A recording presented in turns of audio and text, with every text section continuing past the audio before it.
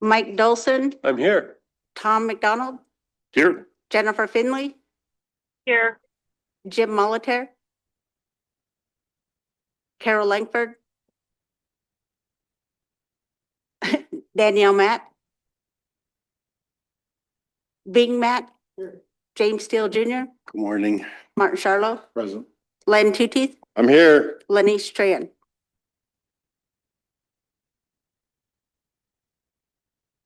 Morning, everybody. Len, could you give us a prayer this morning?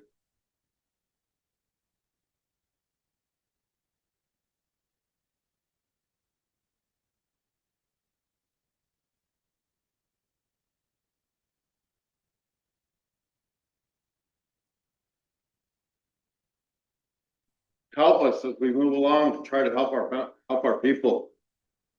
Grandfather, today we're so grateful for the beautiful day, the sunshine, the beautiful fall day that you've given us. Grandfather, I pray for all of our employees trying to do good work for the people. So grateful for the clean water, land that you put us in. Animals, plants, trees, beautiful wilderness around us.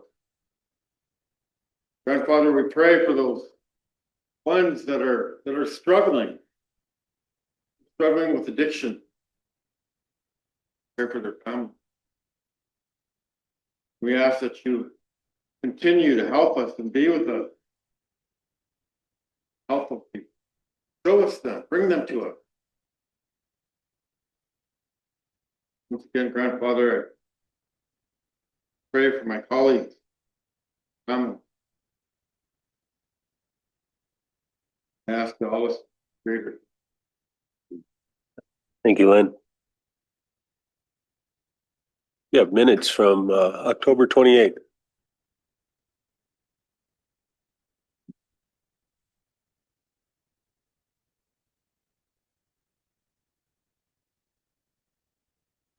Jordan?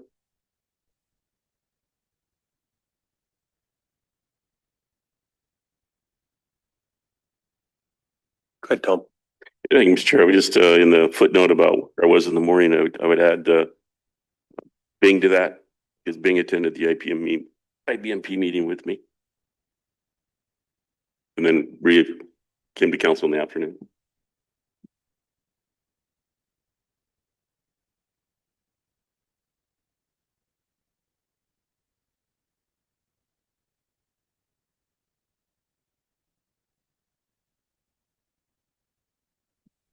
Abby, my reference on the first page was to look to education and economic development for workforce training and educational priorities.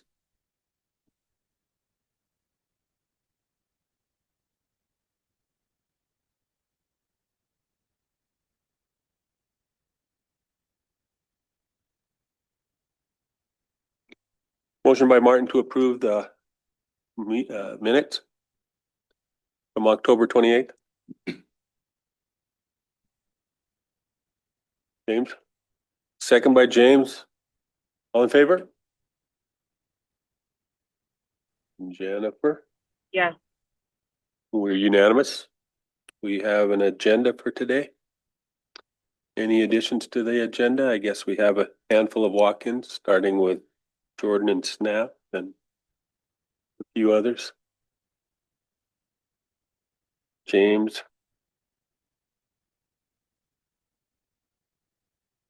I have something for today also. Jennifer. I'd welcome a motion on the agenda. Motion by Tom, second by James. All in favor of approving the agenda with additions? We're unanimous. We'll start with Jordan and Snap. Can we go into executive? We'll go out of regular into executive. The issue is Snap with Jordan. Snap's plan. The emergency Snaps response plan. Motion by Jennifer, second by Tom. All in favor? We're unanimous. We have a need for change of duty.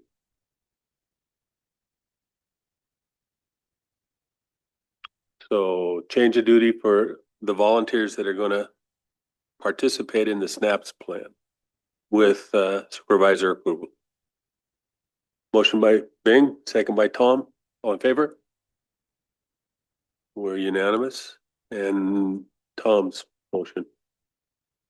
Yeah, I'd like to make the motion to modify our ordinance, hunting and fishing ordinance regulations that limit the recipients for meat of game animals, non-members, to allow tribal members, hunters, to donate game meat to local food banks if they have the ability to process them. Can I amend that to Yeah.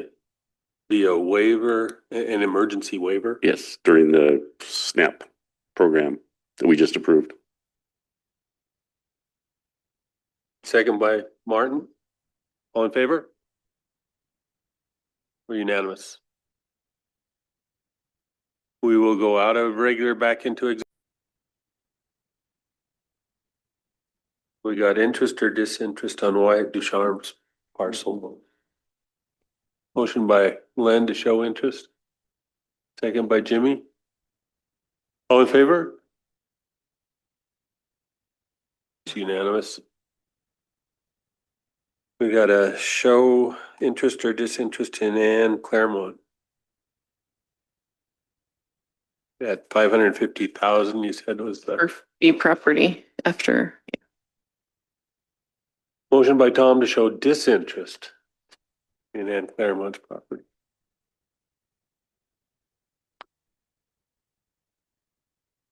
Can I get a second?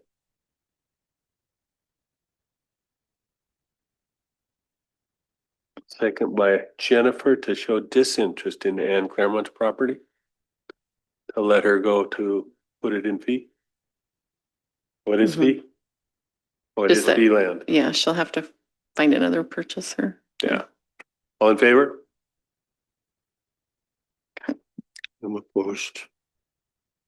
I got 7-4. James opposed. Danielle abstains. So the disinterest carries. Okay, And the last was to sell Iris Kaya's property. yeah, request to House. bid it out for 100,000 minimum bid. Motion by Tom. Second by Bing. All in favor? We're unanimous.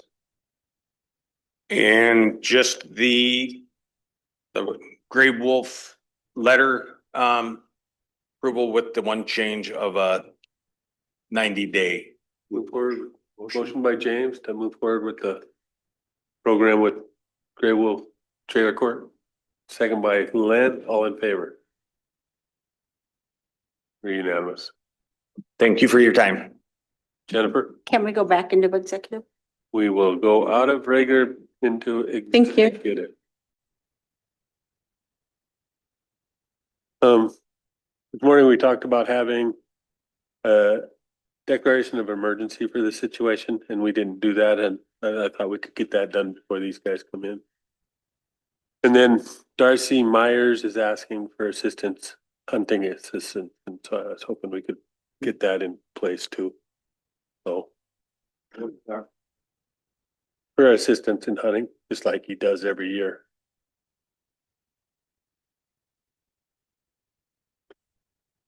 Can I get a motion on that maybe? Hey, camp's right by me in Tapawa.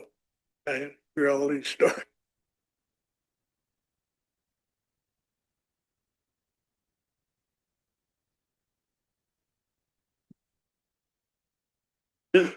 Can we prove that though? Darcy Myers. Danielle, motion by Danielle, second by Tom, all in favor? Or it is hunting. Any opposed? We got 2, 4, 6, 8, 4, you're 8, 4 and Martin out of the room. And then the question on motion declaring the SNAP situation an emergency. You're what? Declaring the SNAP situation Oh, an emergency. Got a motion by James to declare an emergency with respect to the financing of the snaps, and Jimmy's second. All in favor?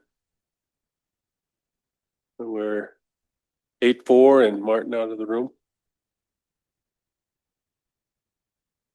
Go ahead, Lynn. Just really quick, yesterday was really just disturbing seeing the letter from the Lake County Commissioners about the drought management, their response to the drought management plan. And if I knew that was out there, I would not have approved or supported our press release collaboration with Lake County about the bridges and roads. And I'm not really sure we can rescind that at this point in time if we want to. I mean, but they continue to do this to us. And yeah, it's just frustrating. And if we can, maybe we let Rob know that no, we're not in support of this letter of collaboration with Lake County at this time. Stay silent on it. But yeah, that just kind of ticked me off when because that's like the third time they did this to us. And how many? I don't know. I don't know how the other council feels about it, but that's how I feel about it. I mean, if there's time to rescind that support, uh, I would like to see us do that, but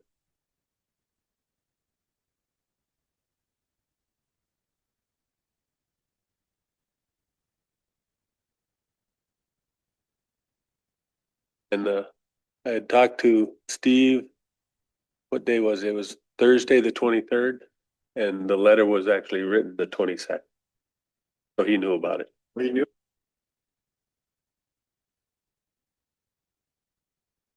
yeah, I agree, Glenn. I think, we've tried to work with them in a reasonable way time after time. And I mean, I don't see us doing this to them. I don't see us do this to them at all, not once. I've wanted to, but we haven't done this collectively as a tribe to those guys. And, it just makes me go back to say, okay, well, I don't know. I could use all kinds of words, but I don't want to now because we're in open session. But I agree. I think they continue to do it, and we just kind of collectively take it, so to speak.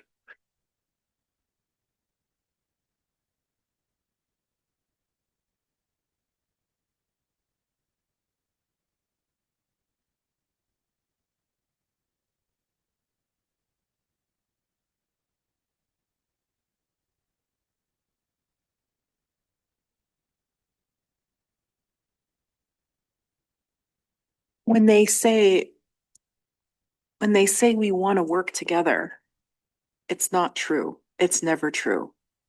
What they're really saying is, we want you to agree with us. And I saw someone from Lake County, one of their key staff members, at an event that I went to in Polson over the summer, and he said, well, relations between the tribe and the county have always been contentious. And I said, not on our part. None of that has come from us. I said, we just refuse to, we stand up for ourselves and we hold the line. That is not being contentious.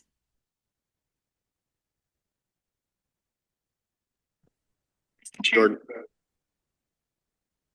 Okay, Jordan, now, so just based on past discussions with council, I think a good place to start is, so council approved a contract with Turtle Island Incorporated for $20 million. And we need to know what exactly is that scope of work and what is the service that this is going to be providing to the membership.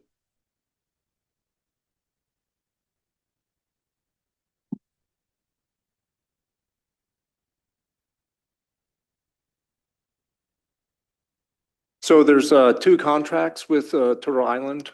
One is for the fiber design and construction.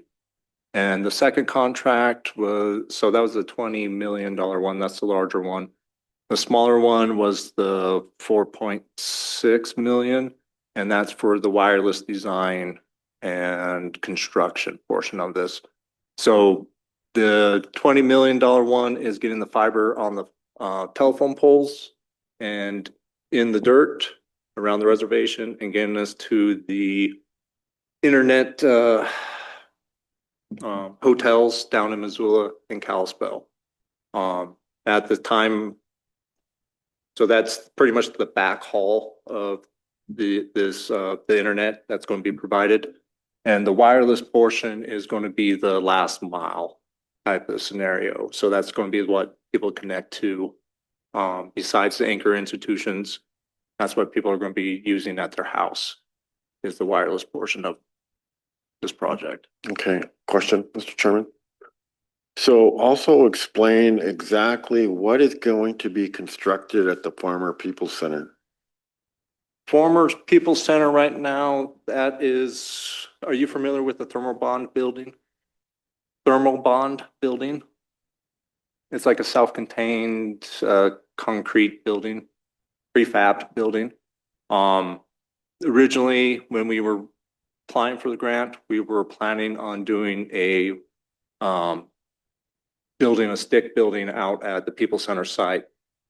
The grant did not, what's the word I'm looking for?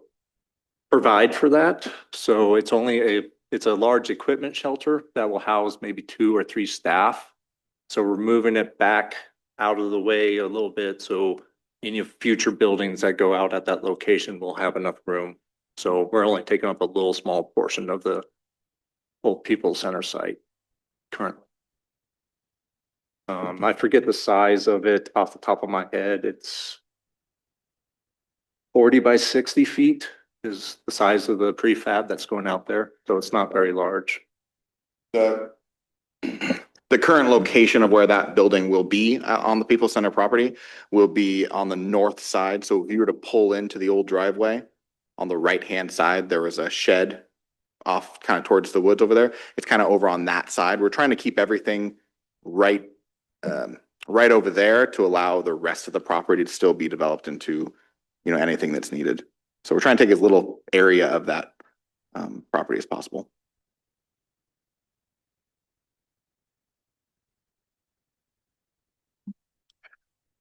I guess the other question that I get is, so once this project is completed,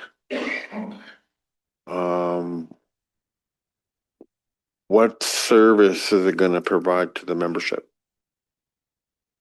What's going to be available to them? So that's a portion that we have to figure on out is the tribe going to build and develop their own ISP company? Or are we going to partner with existing ISP to provide internet service? But for the grant, we have to hit 30 by 5 MIPS. That's 30 down and 5 up. Our design is going to exceed that in most locations. So, but that is what we're aiming to provide at the moment. Do you remember the total tribal household number that the grant is attempting to hit? Not off the top of my head, I can get you that number off of the application. So whatever that number is, and we can get that off of the original grant application, the grant calls for anybody who's in the 150 percentile when it comes to income will have the free internet at that 30 by 5. 30 by 5? Yeah. And then anybody who's not in that could get it for, the grant calls for $25. to cover that cost. And then the current plan that we're working, framework we're working on is then there will be additional options to get more bandwidth for those who wish to pay to increase their bandwidth from that connection. If that helps answer your question.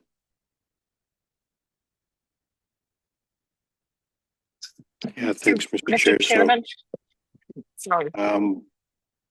Just a minute, Carol. I'll go. Anyway, so if you're home along the delivery line, can you tap into the service? You know, if I don't live at the end point, but I'm along the line somewhere, can I still get internet service? Do you have to do anything special to the line?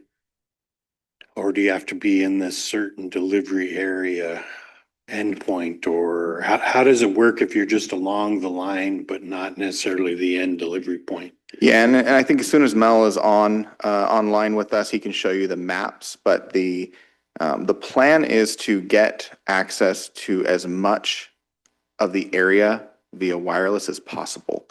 So to answer your question, there's a good chance, no matter where you're going to be, you'll have a opportunity to get the internet we're trying to deliver. Obviously, if you live in the back fold of a valley against the mountain with 30-foot cliffs above you on either side, I can't make any promises right now. But we have tried to work with our partners to engineer it to where we are hitting as many people as possible with the minimum speeds provided. But our goal is to be able to deliver far more than that wherever possible. Go ahead, Carol. Yeah, Mr. Chair, sorry, I'm on a plane, but the question I have is, it could be irrelevant, but I want to make sure that Indian preference is adhered to as much as possible in this grant. When I talked to the department head, she said, well, it's really up to the contractor. No, it's not up to the contractor. It's up to us to make sure our people are employed under this system. So is Yeah, involved. Turtle Island has been in contact with Melinda Kaye about the requirements of the IPO. Charlo, sorry, thank you. Mel, are you available? Yes, we are. Yep, we sure are. So on the call, we have Mel, and I'm assuming Madonna is on as well. I'm here. They are with Turtle Island. We also have Ryan Baker. He's with the project management team out of Essentia. So you guys just want to introduce yourselves real quick? We'd appreciate it. Okay. My name is Madonna Pelteriuaki. Say that again.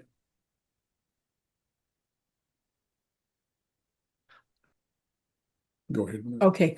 My name is Madonna Pelteriuaki, and I'm president of Turtle Island Communications. We're an American Indian-owned engineering and technical consulting company that was awarded the contract for planning, for doing the engineering and overseeing construction for the deployment of the project.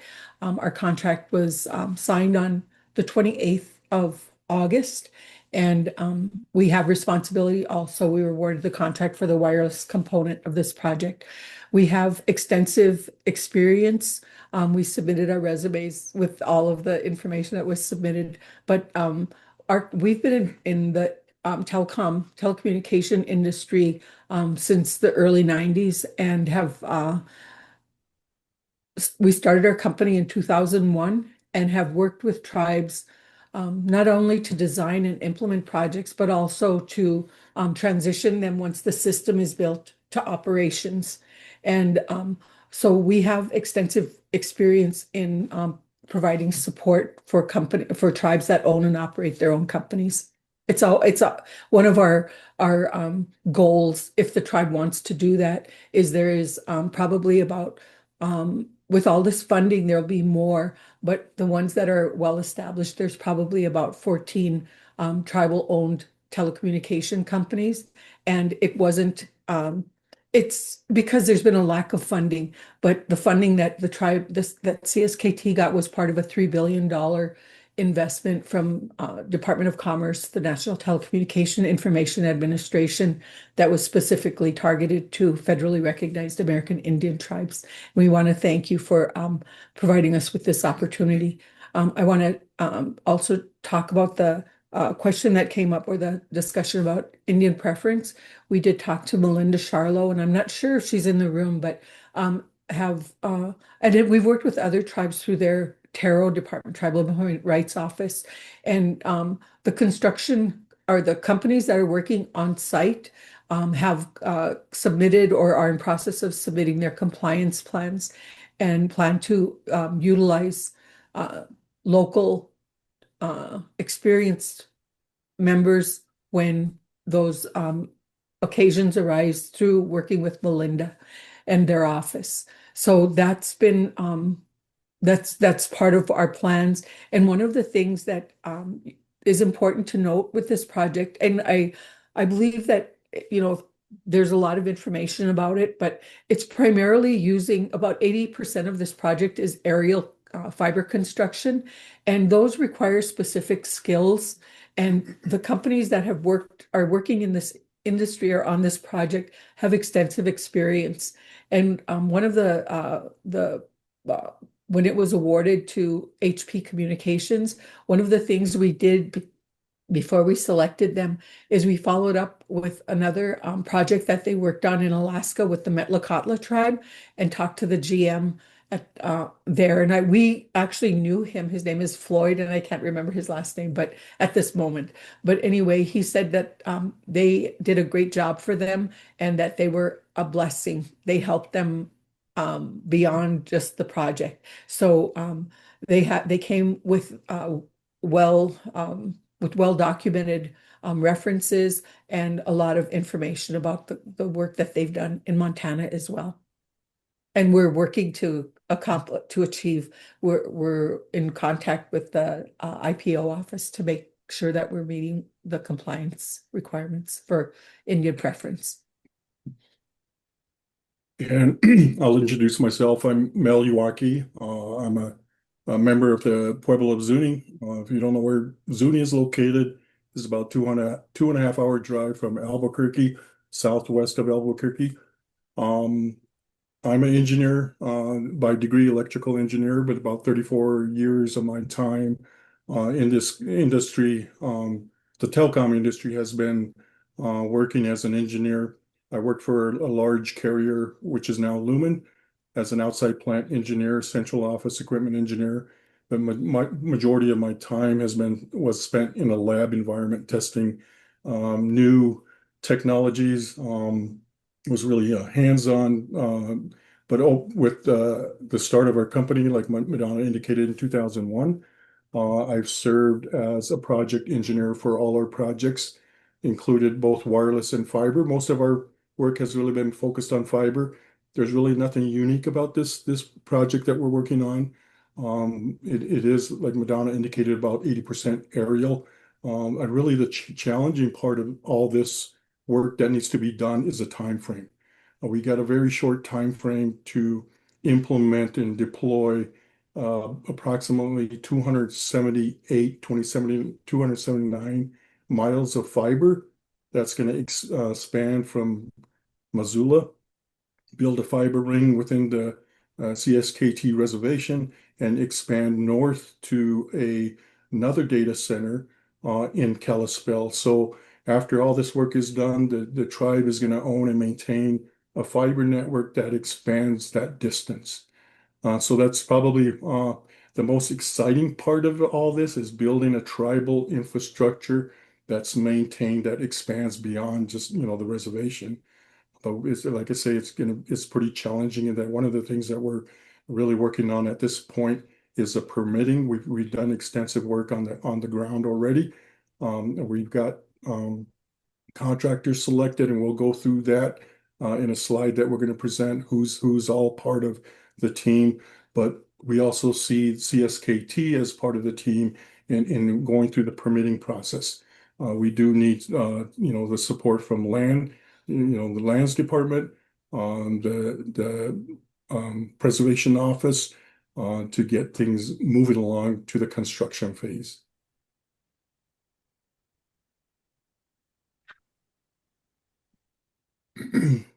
I think there was a question about the grant application in terms of the number of targeted locations. The application was, I'll just kind of quickly go over that because of the question. There is 927 unserved tribal households when this application was submitted. There's 35 unserved tribal businesses, 22 unserved tribal community anchor institutions. And so to address that, should I go through the details of that network design? I think that was part of the question at this point, or when's a good time to go through that, Chuck and Matthew and the council? I would defer to council on that and maybe direct it as questions come up as to value their time. If you guys want them to go through the detail now, or if you'd like to maybe see those maps. Do you have those heat maps available, Mel, of the wireless coverage? Not the, well, we do. Let me show you what we do. Because I know that was a question that come up as far as kind of coverage. So if that'd be something that you could show them, that might be helpful for the visual. Okay. Mr. Chairman, just a quick question here. Before we proceed any further, I was hoping that the contractors were going to come in and meet with us in person so we can, because there's a lot of questions that we have. But one of the questions that I would like answered is, so does Turtle Island Communications, have they worked with any other tribes regarding this specific broadband grant? We actually are, we're the ones who wrote the grant for Blackfeet, and it was they were awarded $33 million for that grant. But I have to tell you, before this money became available, we have assisted Wind River in getting $19 million to deploy fiber on their reservation. And we did Standing Rock's wireless system. That's been in 2009 or 2010, that was operational. And we did the engineering and assisted them in getting $14 million. And the time span, and then with Blackfeet, over the 10 years that we worked with them, we got the 43 million. We also, which includes EDA funding for their building that's in Browning, 33 million from this NTIA grant. And before that, we got money from another tribe, Shakopee Metawakan, to get that off the ground, 1.2 million. And so we could speak about the specifics, but yes, and Meskwaki is operational in Iowa. It's a small land-based tribe, but they've been operational since 2013. They've had fiber to the home. All of the projects that we worked with before this money came, this TVCP money came, was work that we did to secure funding through federal agencies, through state economic development offices, through EDA. So we've been really proactive in doing work, and we've done a lot of other work, like we did network designs in Alaska and with tribes on the West Coast and into Mississippi. So we have extensive experience in deploying fiber as well.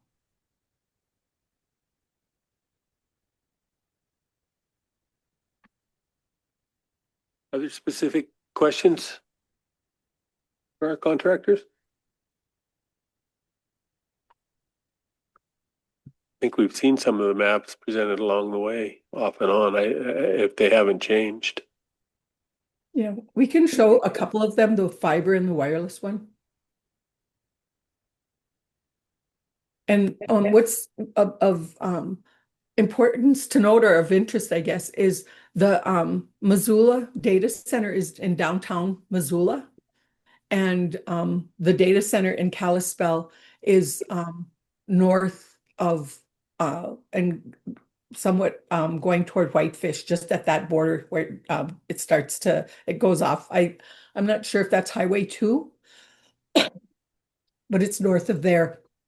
And we're entering buildings where that are designed for carriers like CSKT's broadband system when it becomes operational. So we've initiated conversations with companies that are they maintain those those offices. And we do have one other item that we targeted 3 tribal communities, and we're not there yet to place fiber, because this primarily we thought the areas of Turtle Lake or Turtle Lake, Woodcock, and Pishi, designing fiber to those. And we are talking with the CSKT project team. They're working with the federal agency to see if that's something that is acceptable for this grant, to deploy fiber to the home to those locations, because there's such concentrated housing. And then the fixed wireless being deployed in other areas, and Mel can bring up the map for the wireless system. Okay, but I'll expand just a little bit from what Madonna indicated. This fiber ring that you see, there are what they call equipment shelters and a network operations center. They're buildings that are going to house all the electronics, but so those central offices are being placed in each one of the communities. I'll just kind of go clockwise. From Elmo, there's one being placed there. Polson, Pablo, and Kicking Horse, which is going to cover like the Ronan area. There's St. Ignatius, there's Arley, and then there's Gray Wolf in the west of their Hot Springs. So those are the locations that really define the service area. The footprint of this whole entire reservation can be served by fiber at a later time if the tribes decides to do so. But the fiber network is really designed to expand wireless coverages into those areas that are unserved, like what's stated in the application. It's just that those 3 communities that Madonna mentioned, they were so concentrated. We looked at those locations where wireless, the RF propagation, the in those areas are somewhat challenging because of the high, the tall timber in those locations. So that's why those 3 were kind of selected as an ideal location where you may want to expand fiber to the premise or fiber to the home. So, and we know Pishi is not densely wooded, but those were housing developments that we added that one as well. And again, that's under consideration whether it will meet the federal requirements for the project. So that's something that the project team CSKT project team is working on, and that may or may not happen with with fiber to the home, but it will either be that or fixed wireless serving those tribal communities. yeah, so back again to those equipment shelters, they were selected strategically to serve the tribal communities so that they can expand fiber if that's something that the tribe would want to do in the future. So the wireless slide, I'll go to that. Go ahead and ask your question, man. Just one last question here, Mr. Chairman, members of the council. So, when do you guys plan on coming to the reservation? We actually were there through last week, and there was initially we believed that there was going to be a meeting with the tribal council. So we had been on site from September 2nd through if I'm thinking that's the date, maybe 21st, 22nd, something like that, last Thursday. We worked to get on council, but we were unable to get time. Yeah, so we welcome that, and we're planning to be back in about 3 weeks with the construction company for them to do their field assessment for the project. Leonard, were you interested in holding off on this until we get an in-person? Yeah. Okay, I know it's hard with Zoom. And I know that that's what you guys wanted, was in person, and they were only here for 2 days, and it was a Tuesday and Wednesday, so we can do that. Yeah, I think that's what you wanted, and So is 3 weeks too long? Okay. Mel and Madonna, did you hear that? That we're looking at, next time you're in town, we're gonna set it up for a meeting? Yep. And I want to clarify, we were actually there from September 2nd through last week. So we were there on site for about, if it's about seven and a half weeks, a good amount of time. And we welcome that, a meeting in person. Any other questions for the Iwakis right now? Thank you, Mel, Madonna. You're Yep, welcome. Yep. Thank you, IT. Jordan. Thank you. Okay. Mr. Chairman, could I hang out for one more minute in executive? And Thanks, guys. we'll leave the meeting. Goodbye. Bye-bye. Leonard, I'm sorry. I knew you did want it in person. Did you?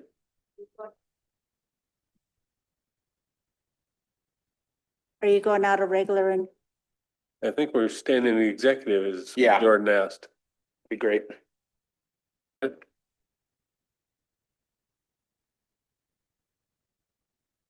Shehoy. Thank you all.